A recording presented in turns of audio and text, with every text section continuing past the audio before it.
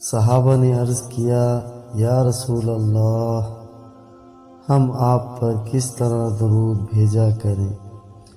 تو رسول اللہ صلی اللہ علیہ وآلہ وسلم نے فرمایا کہ یوں کہا کرو، اے اللہ رحمت نازل فرما محمد پر اور ان کی بیویوں پر اور ان کی اولاد پر، جیسا کہ تو نے رحمت نازل فرمائی آل ابراہیم پر، اور اپنی برکت نازل فرما محمد پر اور ان کی بیویوں اور اولاد پر، جیسا کہ تو نے برکت نازل فرمائی آل ابراہیم پر۔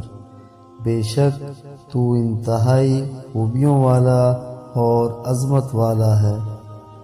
صحیح بخاری حدیث نمبر 3369۔